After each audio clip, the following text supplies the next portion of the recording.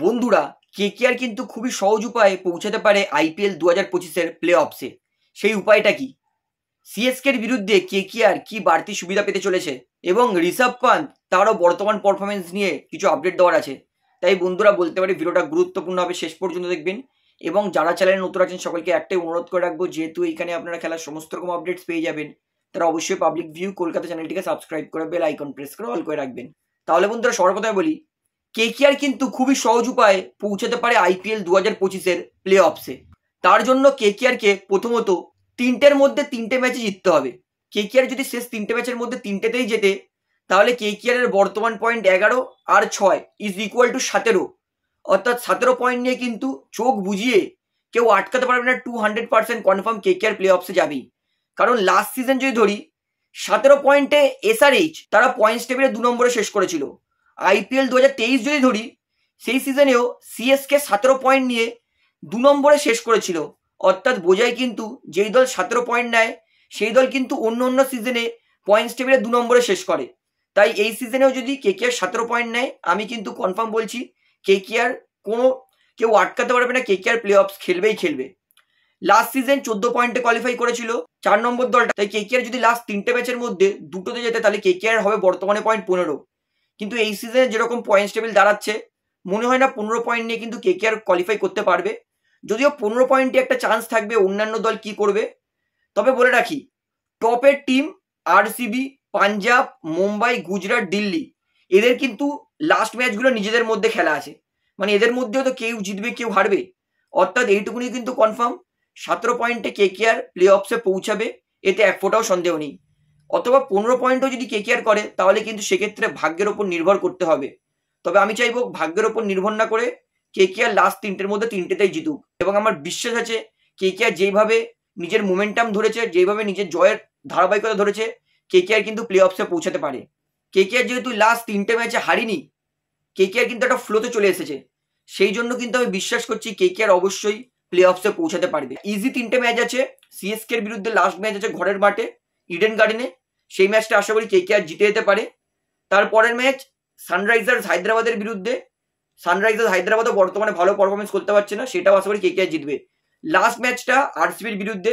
RCB যদি already qualify করে যায়, তাহলে লাস্ট ম্যাচটা আরসিবি অত মজবুত দল নাও খেলাতে পারে, ভালো প্লেয়ারদের রেস্ট দেওয়ার জন্য সহজ দলও খেলাতে পারে। অর্থাৎ কেকেআর এর কাছে কিন্তু উপায় আছে শেষ তিনটের মধ্যে তিনটে জিতে কোয়ালিফাই করার। অর্থাৎ আমি তো বলবো কেকেআর এর কাছে এখনো অনেক উপায় আছে প্লে অফসে কোয়ালিফাই করার। তো আমার তো বিশ্বাস আছে। আপনার কি ধারণা, কেকেআর কি প্লে অফসে পৌঁছাতে পারবে? সেটা আমাকে অবশ্যই কমেন্টে জানাবেন। এবং আপনার বন্ধুদের কাছে ভিডিওটা শেয়ার করে তাদেরকে কিন্তু জানিয়ে দেবেন যে কেকেআর কিভাবে এখনো প্লে অফসে পৌঁছাতে পারে। তাহলে বন্ধুরা এবারে বলি, ঋষভ পান্ত এই সিজনে কিন্তু সব থেকে বড় ব্যাড ট্রিপ্ট। 27 কোটি টাকায় ঋষভ পান্ত তিনি 2 কোটির পারফরমেন্সও করছে না। অর্থাৎ ঋষভ পান্ত গোয়েঙ্কার পয়সা নষ্ট করেছে এই সিজন। এবং ঋষভ পান্ত তিনি বল তো বাউন্ডারির বাইরে পাঠাতে পারছেন না। পাঞ্জাবের বিরুদ্ধে তিনি শট মারতে গিয়ে তার ব্যাট হাত দিয়ে ছেড়ে গিয়ে স্টেডিয়ামের ওপরে চলে গেছে, উঠে গেছে। মানে ভাবুন ঋষভ পান্তের ফর্ম কতটা খারাপ যাচ্ছে এই মুহূর্তে। ঋষভ পান্ত ক্যাপ্টেন্সিও খারাপ করছে, উইকেট কিপিংও খারাপ করছে, ব্যাটিংও খারাপ করছে। এই সিজনটা ঋষভ পান্তের পুরো আইপিএল ওভারঅল ক্যারিয়ারে সব থেকে খারাপ সিজন। বোঝায় ঋষভ পান্তের ওপর যে বড় আশা রেখেছিল, দায়িত্ব দিয়েছিল সঞ্জীব গোয়েঙ্কা, সেটা কিন্তু সম্পূর্ণভাবে ব্যর্থ করেছে ঋষভ পান্ত। অর্থাৎ ঋষভ পান্তের যে 27 কোটি টাকার ট্যাগটা আছে, সেটার কিন্তু প্রেশারে ঋষভ পান্ত খেলতে পারছে না বলে আমার মনে হয়। তো আপনার কি ধারণা সেটা আমাকে অবশ্যই কমেন্টে জানাবেন। এইবারে বলি, সিএসকে এর বিরুদ্ধে কেকেআর ইডেন গার্ডেনে কি বাড়তি সুবিধা পাচ্ছে। যতদূর জানা গেছে, কেকেআর ম্যানেজমেন্ট ইডেন গার্ডেনের পিচ কিউরেটর সিএবি কে অনুরোধ করতে পারে যে সিএসকে এর বিরুদ্ধে ইউজড পিচে যাতে ম্যাচটা ফেলা হয়। ইউজড পিচে ম্যাচ ফেললে কি হয়, একটা খেলা পিচের ওপর যদি আবার খেলা হয়, তাহলে বল আরো স্লো আসে ব্যাটে।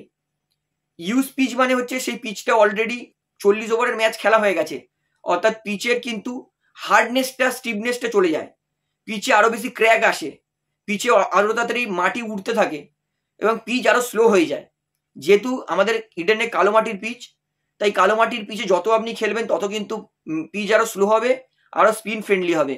তাই যদি ইডেন গার্ডেনের পিচ কিউরেটর কোনো ইউজ পিচে সত্যিকারের কেকেআর ম্যাচ ফেলে সিএসকে এর বিরুদ্ধে, আমি মনে করি সেই পিচে কিন্তু বল গ্রিপ করবে, বল স্পিন করবে, কেকেআর অবশ্যই সিএসকে এর বিরুদ্ধে জিততে পারে। এবং আমি বলবো কেকেআর বর্তমানে যে পরিস্থিতি আছে, পিচ কিউরেটর ইডেন গার্ডেনের পিচ যতটা হেল্প করবে কেকেআরকে, ততটাই কিন্তু সহজে কেকেআর প্লে অফসে পৌঁছাতে পারবে। তো সেই কারণেই বলছি সিএসকের বিরুদ্ধে কিন্তু কেকেআর বাড়তি সুবিধা পেতে পারে। তো আমি তো খুশি হব যদি সত্যি করে ইডেন গার্ডেনের পিচ ক্রিয়েটার সিএসকের বিরুদ্ধে ইউজ পিচ দেয় এবং কেকেআর সেই পিচ থেকে বল সামান্য যাতে গ্রিপ পায় আর স্পিন পায়। তো এই বিষয়ে আপনার ধারণা কি সেটা আমাকে অবশ্যই কমেন্টে জানাবেন। তাহলে বন্ধুরা ভিডিওটা এখানে শেষ করছি। আশা করি ভালো লাগলো। তো ভিডিওটি ভালো লাগলে অবশ্যই লাইক করুন, কমেন্ট করুন, শেয়ার করুন এবং চ্যানেলে নতুন আছেন সবাইকে অ্যাক্টিভ অনুরোধ করে রাখবো, যেহেতু এখানে আপনারা খেলার সমস্ত রকম আপডেটস পেয়ে যাবেন। তারা অবশ্যই পাবলিক ভিউ কলকাতা চ্যানেলটিকে সাবস্ক্রাইব করে বেল আইকন প্রেস করে অল করে রাখবেন। ধন্যবাদ।